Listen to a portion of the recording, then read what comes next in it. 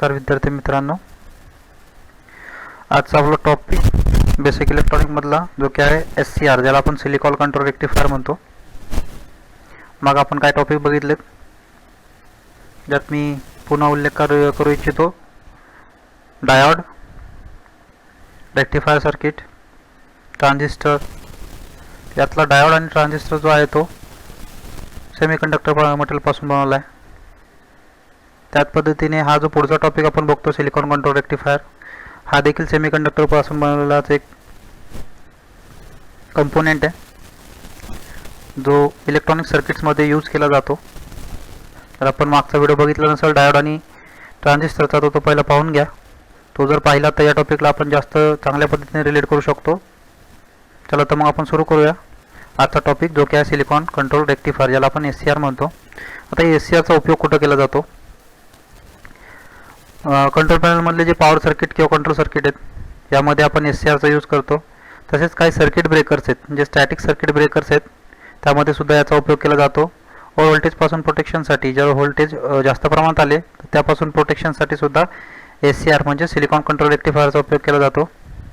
हा 0 voltage switch आहे. आपण पुढे पाहणारच आहोत की हा 0 व्होल्टेज म्हणजे व्होल्टेज कसा स्विच करतो किंवा स्विचिंग कसा करतो. स्विचिंगची क्रिया सुद्धा SCR करतो, जसं ट्रान्झिस्टर करतो त्याच पद्धतीची क्रिया स्विचिंगची पण फास्ट स्विचिंगमध्ये SCR यूज करतात. अति जलद गतीने SCR मध्ये स्विचिंग होते. आपण इथे पुढे बघणार आहोत. तसं टाइम डिले सर्किटमध्ये म्हणजे टायमिंग देऊन, टायमर देऊन सुद्धा आपण टाइम डिले सर्किटमध्ये SCR चा यूज करू शकतो.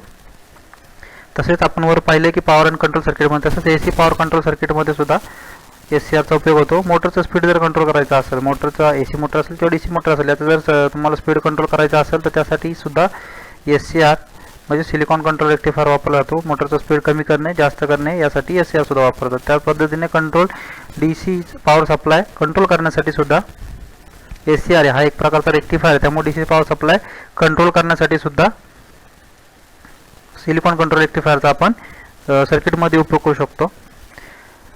आता हा जो सिलिकॉन कंट्रोल रेक्टिफायर आहे, या ठिकाणी आपण भरपूर पद्धतीची नाव या ठिकाणी बघत असतात. ही सर्व थायरिस्टर फॅमिली, थायरिस्टर हा एक कंपोनेंट आहे किंवा एक पार्ट आहे, त्यापासूनच एक फॅमिली तयार झाली. त्या फॅमिलीमध्ये सर्व घटक येतात. याच्यापुढे आपण प्रत्येक घटक बघणार आहोत नवीन व्हिडिओमध्ये. हा खास व्हिडिओ आपण बनवला SCR साठी. या थायरिस्टर फॅमिलीमध्ये डायक येतो, SCR येतो, ट्रायक येतो, GSC, GTO, UJT हे सर्व घटक, ट्रायक येतो. हे सर्व घटक ट्रान्झिस्टर फॅमिलीचा एक घटक किंवा एक भाग आहेत. त्यातला आपण जो आज बघतोय तो आहे SCR म्हणजे सिलिकॉन कंट्रोल रेक्टिफायर. यामध्ये आपण मागे जे टॉपिक बघितले त्यातला थोडासा रिलेट भाग याच्याशी मी करतोय आता सध्या.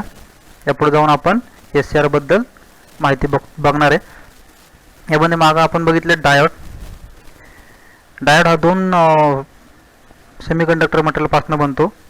त्यात आपण P टाईप सेमीकंडक्टर मटेरियल, या ठिकाणी आपल्याला दिसत आहे P टाईप सेमीकंडक्टर मटेरियलचा एक भाग असतो आणि N टाईप सेमीकंडक्टरचा एक भाग असतो. ज्याला आपण एनोड साईडला पॉझिटिव्ह सप्लाय देतो आणि कॅथोड साईडला निगेटिव्ह सप्लाय देतो. ह्यातनं काय होतं, इलेक्ट्रॉनचं वहन होतं. P मध्ये आपण म्हणतो की पॉझिटिव्ह होल्स असतात आणि N मध्ये इलेक्ट्रॉन्स असतात. त्याचं वहन होतं आणि करंटचं वहन एका दिशेने होतं. या ठिकाणी त्याचा सिम्बॉल सुद्धा दाखवला आहे डायोडचा.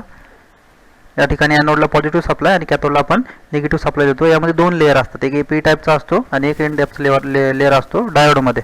हा PN जंक्शन डायोड आहे. त्यानंतर आपण ट्रान्झिस्टर बघितला होता. ट्रान्झिस्टरमध्ये 3 लेअर असतात. जसं डायोडमध्ये 2 लेअर आहे, P आणि N टाईप, तसा ट्रान्झिस्टरमध्ये किती लेअर आहेत? 3 लेअर आहेत. एक P चा आहे, एक N चा आहे आणि P चा आहे. म्हणजे हा PNP ट्रान्झिस्टर आहे. अशाच पद्धतीने NPN ट्रान्झिस्टर सुद्धा असतो, त्यामध्ये सुद्धा 3 लेअर असतात. हा आपण एक उदाहरण म्हणून या ठिकाणी ठेवले की यामध्ये 3 लेअर आहेत. P एक आहे जो लेअर आहे तो P टाईप आहे, दुसरा N टाईप आहे आणि त्यानंतर परत P टाईपचा एक लेअर दाखवलेला आहे.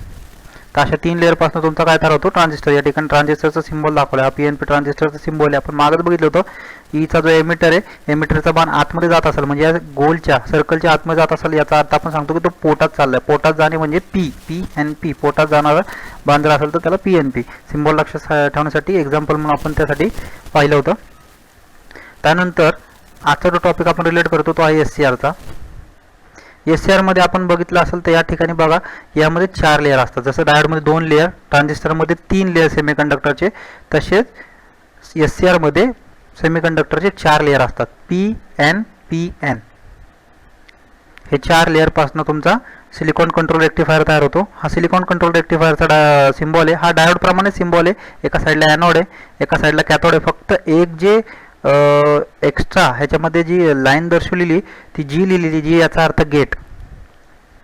जसा ह्याला ट्रान्झिस्टरला एमिटर बेस कलेक्टर असतो तसाच SCRला ॲनोड कॅथोड आणि गेट असतो. डायोड प्रमाणे सिम्बॉल आहे, फक्त एक रेष एक्स्ट्रा याच्यामध्ये ज्याला जी नाव दिले तो आहे गेट. एक साइड ॲनोड, एक साइड कॅथोड आणि एक साइड गेट आहे. लक्षात ठेवण्याची बाब एवढी की SCR मध्ये जो सेमीकंडक्टर मटेरियलचा लेअर वापरला जातो त्या 4 लेअरपासून तुमचा SCR सेमीकंडक्टर किंवा तुमचा SCR सिलिकॉन कंट्रोल रेक्टिफायर तयार होतो. PNPN याची डिटेलमध्ये माहिती आपण बघणार आहोत. या ठिकाणी बघा SCR सिलिकॉन कंट्रोल रेक्टिफायरचं रचना दाखवलेली आहे.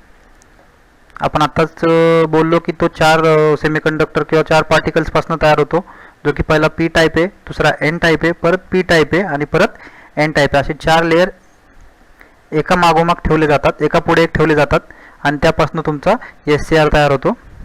याला 3 टर्मिनल असतात. एक ॲनोड आहे, दुसरी साईड जो असतो समोर समोर तो कॅथोड आहे आणि एका साईडला जो काढला जातो तो गेट टर्मिनल आहे. हा त्याचा सिम्बॉल दाखवला आहे. गेट फक्त एक्स्ट्रा आहे, सिम्बॉल डायोड सारखाच आहे, फक्त या ठिकाणी या जी तुमची कॅथोडची बाजू आहे त्या साईडला एक गेटचं टर्मिनल दाखवले. ॲक्च्युअलमध्ये हा जो तुमचा सिलिकॉन कंट्रोल रेक्टिफायर आहे तो तयार होतो 2 ट्रान्झिस्टरपासून. आपण जर ट्रान्झिस्टरची सिम्बॉल बघितला असेल किंवा रचना बघितली असेल तर त्यामध्ये 3 लेअर आपण सांगतो, PNP आणि NPN. 2 प्रकारचे ट्रान्झिस्टर आपण बघितलेत. तर हे जर दोन्ही एकत्र केले, या ठिकाणी P ट्रान्झिस्टर 1 TR1 याचा अर्थ ट्रान्झिस्टर 1, P चा एक भाग, हे 2 N एकत्र केले, हे 2 P एकत्र केले आणि शेवटचा N, या ह्याला जर एकत्र केलं तर एक काय तयार होतात, आपला SCR तयार होऊ शकतो. ट्रान्झिस्टर 1 आणि ट्रान्झिस्टर 2 ची जर जुळणी केली तर त्यापासून आपल्याला एक सिलिकॉन कंट्रोल रेक्टिफायर म्हणजे 2 ट्रान्झिस्टर जर एकत्र केलं तर एक सिलिकॉन कंट्रोल रेक्टिफायर तयार होतो. या पद्धतीने याची रचना असते. त्यानंतर हा वर्किंग कसं करतो. सिलिकॉन कंट्रोल रेक्टिफायर मध्ये 4 लेअर आपण बघितले, PNPN.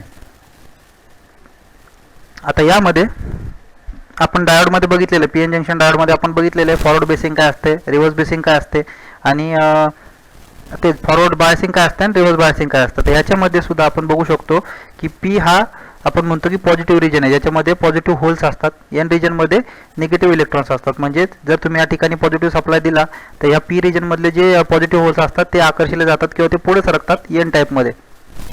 त्याला आपण काय म्हणतो, P मधनं जर इलेक्ट्रॉन्स किंवा पॉझिटिव्ह होल्स N मध्ये जात असतील, एकमेकांकडे आकर्षित होत असतील तर त्याला आपण काय म्हणतो, फॉरवर्ड बायस.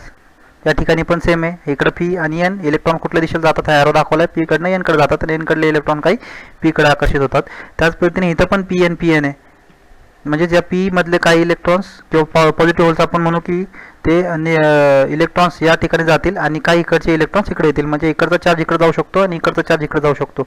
इलेक्ट्रॉनचं वन या P मधनं या N मध्ये होईल आणि या P मधनं या N मध्ये होईल. म्हणजेच यामध्ये जंक्शन्स किती आहे आपण बघू शकतो. या P आणि N च्या मध्ये एक जंक्शन तयार होतो, दुसऱ्या N आणि P च्या मध्ये एक जंक्शन तयार होतो आणि तिसऱ्या P आणि N च्या मध्ये एक जंक्शन तयार होतं. असे जंक्शन किती याच्यामध्ये, J1 हा एक जंक्शन आहे, J2 हा एक जंक्शन आहे आणि J3 हा एक पद्धतीचं जंक्शन आहे. तर हे जे इलेक्ट्रॉनचं जर तुम्हाला वहन करायचं असेल किंवा या SCR कडनं सिलिकॉन कंट्रोल रेक्टिफायर कडनं तुम्हाला जर काम करून घ्यायचं असेल किंवा वर्किंगमध्ये याला आणायचं असेल तर या P मधले इलेक्ट्रॉन्स तुमच्या शेवटच्या N पर्यंत गेले पाहिजे. त्यावेळेस तुमचं सिलिकॉन कंट्रोल रेक्टिफायर काम करणार आहे. त्यातनं करंटचं वहन होणार आहे. ते कधी होणार आहे, ज्यावेळेस P रिजनमधले इलेक्ट्रॉन्स या पहिल्या P रिजनमधले इलेक्ट्रॉन्स N पर्यंत पोहोचतील त्यावेळेस तुमचा सिलिकॉन कंट्रोल रेक्टिफायर वर्किंगमध्ये येणार आहे. आता याच्यामध्ये अडथळा असा आहे की 2 फॉरवर्डमध्ये आपण बघू शकतो जंक्शन J1 हा फॉरवर्ड बायसमध्ये जोडला जातो, कारण P मध्ये इलेक्ट्रॉन जे असतात ते N मध्ये जाणार आहेत, त्यामुळे तो फॉरवर्डमध्ये जाणार आहे. त्यानंतर या P मधले इलेक्ट्रॉन्स या N मध्ये ट्रान्सफर होणार आहेत किंवा ते पार्टिकल्स पुढे सरकणार आहेत इलेक्ट्रॉन्स, त्यामुळे हा पण फॉरवर्ड बायसमध्ये जाणार आहे. कुठला, J3 हा जो जंक्शन आहे हा पण फॉरवर्ड बायसमध्ये. फक्त प्रश्न राहिला N आणि P हा जो जातो हा रिव्हर्स बायसमध्ये जातो. त्यामुळे या ठिकाणी काय तयार होते, डिफ्लेक्शन लेअर. आपण पहिल्याच ह्याच्यात बघितलं होतं की रिव्हर्स बायसमध्ये जर जोडले गेले तर त्यामध्ये करंटचं वहन होत नाही, त्यामुळे जी रिजन तयार होतं किंवा लेअर जो तयार होतो आपण त्याला काय म्हणतो, डिफ्लेक्शन लेअर. हे जे काळ्या रंगाने 2 लाईन दर्शवल्यात ह्या डिफ्लेक्शन लेअर आहेत, हा रिव्हर्समध्ये जोडला जातो. तर करंटचं जर वहन करायचं असेल तर तिन्ही जंक्शन कसे जोडले गेले पाहिजेत, ते फॉरवर्डमध्ये जोडले पाहिजेत. त्यावेळेस त्या P रिजनमधले इलेक्ट्रॉन्स N मध्ये कंप्लीट त्याचं वहन होईल आणि इलेक्ट्रॉन्सचं वहन झाल्यानंतर त्यातनं करंट पास होईल. त्यामुळे हा J2 जो जंक्शन आहे तो फॉरवर्डमध्ये जोडणं जाणं आवश्यक आहे. तर अशा कंडिशनला आपण विचार करू, जी डायग्राम दाखवली त्या पद्धतीने एक व्होल्टेज सोर्स या ठिकाणी दाखवला आहे. एखाद्या बॅटरीच्या सहाय्याने आपण याला सप्लाय दिला. हा पॉझिटिव्ह सप्लाय आपण या ॲनोडला दिला आणि हा निगेटिव्ह सप्लाय आपण या कॅथोडला दिला. या ठिकाणी कॅथोड आहे, या ठिकाणी आपण सप्लाय दिला. आता होणार काय की ज्या ठिकाणी तुमचा ॲनोड जोडला आहे, ॲनोडला तुम्ही पॉझिटिव्ह सप्लाय दिला. पॉझिटिव्ह सप्लाय पी रिजनला भेटेल. पी रिजनमधले जे पॉझिटिव्ह होल्स आहेत ते एनकडे आकर्षित होतील. एनमधले जे निगेटिव्ह इलेक्ट्रॉन्स आहेत ते पीकडे आकर्षित होतील. म्हणजे इलेक्ट्रॉनचा जो सप्लाय आहे तो एनपर्यंत जाऊन पोहोचेल, म्हणजे इथपर्यंत तुमचे इलेक्ट्रॉनचं वहन होईल. त्यानंतर ह्या ठिकाणी तुमचा निगेटिव्ह सप्लाय कॅथोडला जाईल. एनमधनं काही जे निगेटिव्ह इलेक्ट्रॉन्स आहेत ते पॉझिटिव्ह होलकडे म्हणजे पीच्या पॉझिटिव्ह होलकडे चार्ज होतील आणि त्या इलेक्ट्रॉनचं वहन या दिशेने होईल. कुठपर्यंत जाईल? इथपर्यंत जाऊन थांबेल. ते जंक्शन क्रॉस करणार नाही. जे टू जे जंक्शन आहे ते क्रॉस ते करू शकत नाही, कारण हे रिव्हर्स बायसमध्ये जोडले गेलेत. आता अशा कंडिशनला जर सप्लाय आपण व्यवस्थित दिला, पॉझिटिव्ह पी साईडला दिला आणि निगेटिव्ह जर एन साईडला दिला, तर J1 हा फॉरवर्डमध्ये जोडला जातो आणि J3 हा फॉरवर्डमध्ये जोडला जातो. फक्त प्रश्न राहतो तो J2चा. तर हा J2 आपल्याला फॉरवर्ड करणं गरजेचं आहे, जेणेकरून यातनं काय होणार आहे, करंटचं सप्लाय पास होणार आहे. त्यासाठी आपल्याला तिसरं एक टर्मिनल त्या ठिकाणी दिलं जातं, ज्याला आपण म्हणतो गेट. या गेटचा सुद्धा वापर आपल्याला सिलिकॉन कंट्रोल रेक्टिफायरच्या गेटचा वापर, गेट या टर्मिनलचा वापर आपण सप्लाय देण्यासाठी करावा लागतो. या कंडिशनमध्ये सप्लाय पास होणार नाही. आता या कंडिशनमध्ये आपण बघूया. आता या ठिकाणी आपण गेटला सप्लाय दिला. फक्त प्रॉब्लेम एवढाच आहे की सोर्स जो तुम्ही देता, सोर्स नंबर 1 जो असतो त्याचा व्होल्टेज जास्त असणार आहे, कारण त्याला करंटचं वहन पूर्ण पी पासनं ते शेवटच्या एन लेअर पर्यंत करायचं आहे. त्यामुळे तो व्होल्टेजचा सोर्स जो असतो तो जास्त व्होल्टेजचा सोर्स असतो, जास्त करंटचा सोर्स असतो. आणि गेटला जो आपण सप्लाय देतो तो कमी व्होल्टेजचा किंवा कमी करंटचा सोर्स असतो. त्या पद्धतीने आपण काय केलं, आता गेटच्या टर्मिनलच्या थ्रू आपण पी टाईपला या ठिकाणी सप्लाय दिला. आपला रिव्हर्स बायस या ठिकाणी J2ला आपण पीला सप्लाय दिला. पीला सप्लाय दिल्यानंतर या ठिकाणी पीला पॉझिटिव्ह सप्लाय गेला, सोर्स 2चा पॉझिटिव्ह सप्लाय पीला गेला आणि निगेटिव्ह सप्लाय तुमचा एनला कंटिन्यू जात होता. अशा वेळेस जे या पी टाईपमधले जे काही इलेक्ट्रॉन्स असतील, पॉझिटिव्ह होल्स असतील, ते जंक्शन ओलांडून अशा ठिकाणी ते J2चं जे जंक्शन आहे, हे ठिकाणचं जे जंक्शन आहे ते ओलांडून एनकडे जातात, कारण त्याला तेवढा फोर्स भेटतो. त्यामुळे हे पी रिजनमधले जे काय पॉझिटिव्ह होल्स असतील ते एनकडे आकर्षित होतात आणि एनकडचे जे निगेटिव्ह इलेक्ट्रॉन्स असतात ते त्या पीकडे आकर्षित होतात. अशा वेळेस पीकडनं शेवटच्या एन लेअरपर्यंत तुमच्या करंटचं काय होतं किंवा इलेक्ट्रॉनचं काय होतं, वहन होतं. त्यावेळेस तुमचा जो सिलिकॉन कंट्रोल रेक्टिफायर आहे तो वर्किंगमध्ये येतो. त्यासाठी तुम्हाला गेटला छोट्या स्वरूपात सप्लाय देण्याची गरज आहे. आपण मागं सुद्धा बघितलं होतं, ट्रान्झिस्टरमध्ये पण आपण काय करतो, बेसला छोट्या स्वरूपात काय करतो, सप्लाय देतो. त्याच पद्धतीने या ठिकाणी सुद्धा आपण त्या ठिकाणी सप्लाय का देतो, कारण त्या ठिकाणी पण एक रिव्हर्स बायसमध्ये जोडलेला जंक्शन असतो किंवा डिफ्लेक्शन लेअर असते, ती क्रॉस करण्यासाठी सप्लायची गरज असते. या ठिकाणी सुद्धा हा रिजन जो आहे, J2 जो रिजन आहे, हा क्रॉस करण्यासाठी सप्लायची आवश्यकता पडते. त्यासाठी गेट हे टर्मिनल दिलं जातं, त्या थ्रू आपण काय करतो, छोट्या प्रमाणात सप्लाय देतो.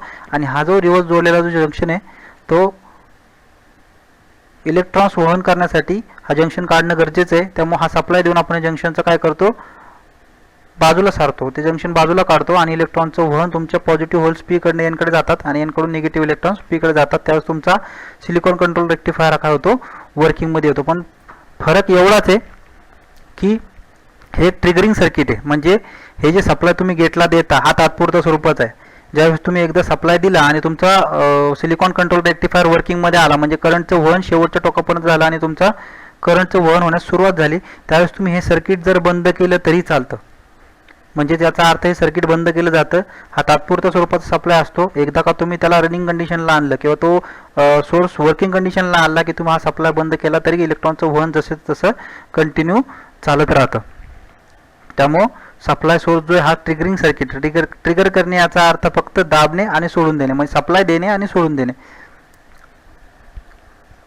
या पद्धतीचं हे सर्किट आहे. याला आपण सिलिकॉन कंट्रोल रेक्टिफायर, हे पूर्णपणे सिलिकॉन कंट्रोल रेक्टिफायरचं वर्किंग कंडिशन दाखवलेली, तो काम कसा करतो. आय होप तुम्हाला हा व्हिडिओ आवडला असेल. धन्यवाद.